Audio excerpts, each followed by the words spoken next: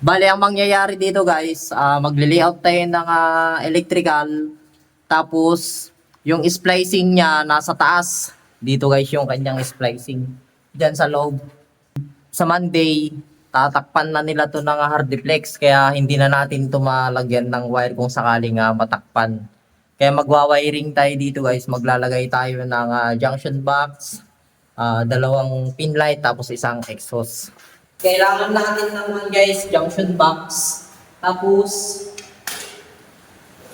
eto, Mica tube na 1/2. Tapos, PVC adapter na 1/2. Ito guys, PVC adapter. Tapos, kailangan din natin ng square box para dun sa splicing sa taas. Bali, maglalagay tayo ng junction box. I-rivets natin siya.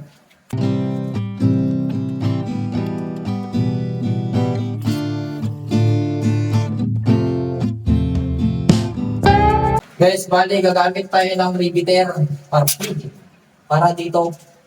Para hindi siya basta malalaglag.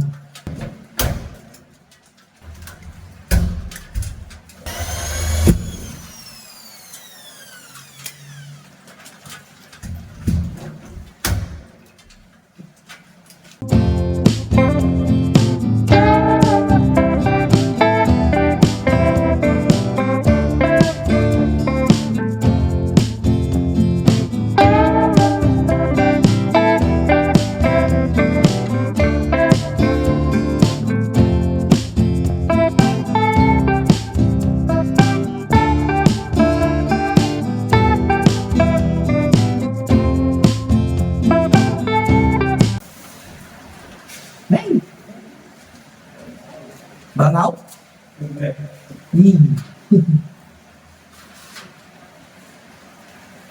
Sabi ni flashlight dito sa baba. Sabi flashlight.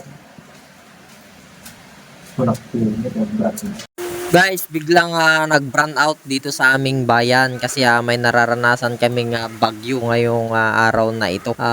Bali mayroon akong baong flashlight, buti na lang nadala natin yung ating flashlight para yun yung temporary na gagamitin natin. Guys, bali brown out. Buti nagdala ko ng flashlight.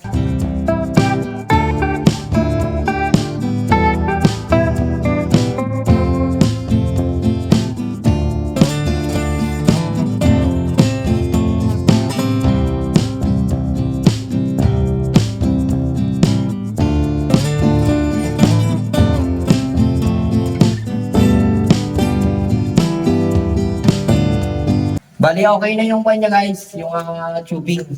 Sunod natin sa may taas. Dito tayo sa may seating. Ito yung line ng galing dun sa may CR. Bali, maglalagay tayo ng spare box dito. Buti, nagdala ko ng flashlight guys. Brand out dito sa amin.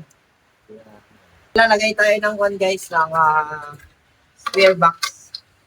Tapos, puputulan na muna natin to.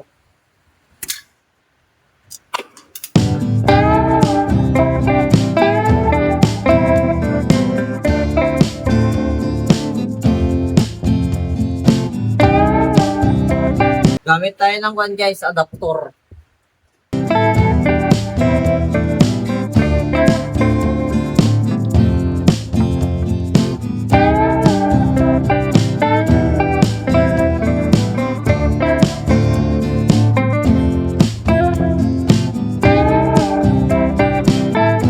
Ito yung sa isang pin light tapos sa may exhaust.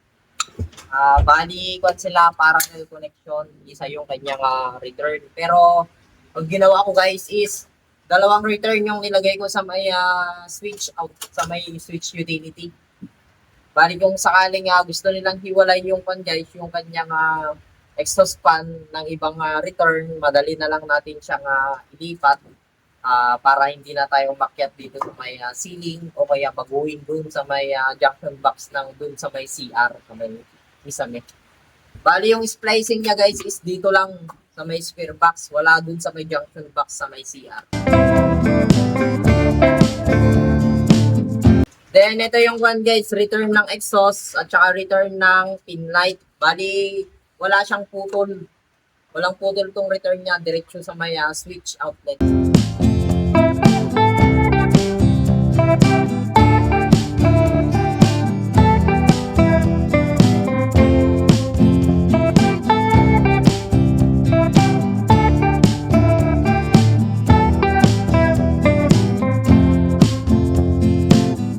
Bale, ito yung kanyang yung nanggaling sa may CR. Bale, ito yung neutral natin, color white na 3.5 Peps Dodge brand. Then, ito yung natin, yung line. Ito guys, ito yung line natin, bumaba dun sa return. Tapos yung return ng guys, ng dalawang pin light, tapos sa isang exhaust fan is, walang yan, walang putol. I mean, walang splicing guys, hindi ko na pinutol yan, diretso na dun sa sa may return, sa may switch outlet. Then, yung isa guys, diretso na din sa may exhaust, then sa may pin light yan. Bale, ang splice lang natin dito guys is ito. Itong line natin na nanggaling sa switch, then itong neutral natin na tatlong piraso ang i-splice lang natin guys. Okay. Okay na dito guys, bababa na kami dun sa CR para ayusin yung lalagyan natin ng mica tube, then PVC adapter guys. Bali, gagamitan natin siya ng mica tube. Kuhanin natin tong sukat nito para sa may pin light, then exhaust.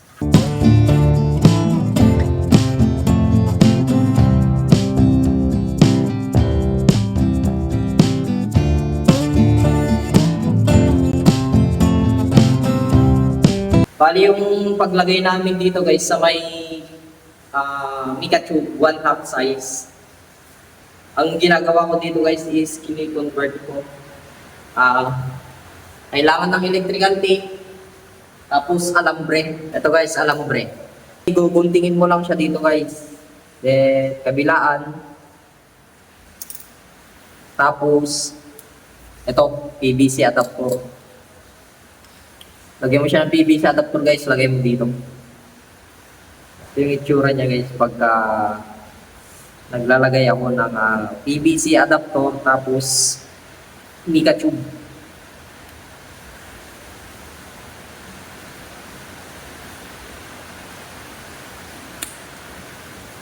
Kahit 6 to 1 guys, 10 ikot ng electrical tape. Ito guys yung itsura niya. Yeah.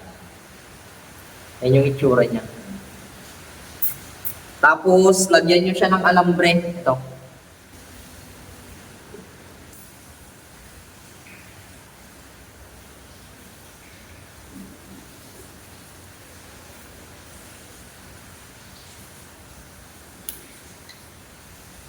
Ito yung itsura niya guys. Oh.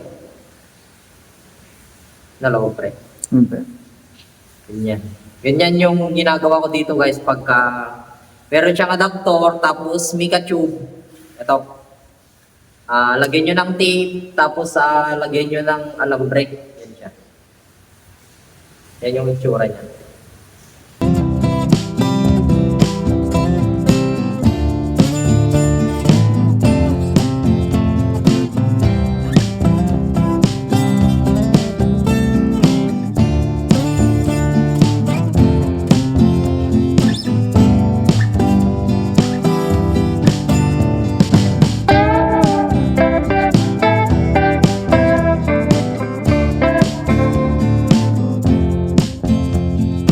Bali, yan yung itsura niya.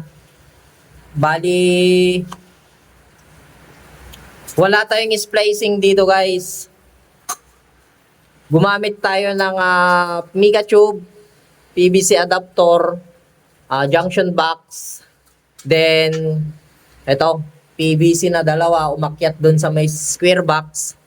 Bali, ang kwan nito guys, connection nito, tatlong color white na neutral wire natin guys, pwede tayo mag-splice dito kung tutuusin. Pero ang iniiwasan ko lang guys, yung pagka troubleshoot, hindi na natin mapapasok to kasi walang manhole dito sa mismong CR guys, dito sa may kwarto. Kaya ang diskarte ko guys, yung splicing is nasa may square box sa taas. Bali kwan guys tayo dito. Iwas tayo ng splicing.